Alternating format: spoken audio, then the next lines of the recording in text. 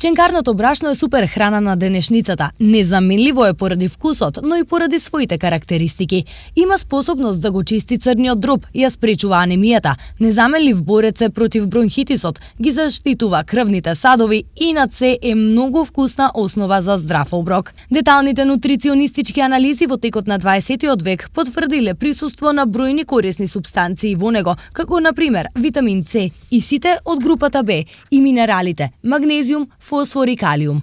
Традиционално во македонската кујна се користи на многу начини, во зависност од личниот афинитет, вкус и навика. Па правам си го по-селски. Не ја да вајша се врие стално да го мешаш од нега, ја го турам купче, па се сваре, па си го направам по-селски, нешто многу ми убав. Со што се јаде? Со сиринце, со урдичка, со млеко, кисело. Пченкарното брашно лесно може да се најде во продавница или на пазар.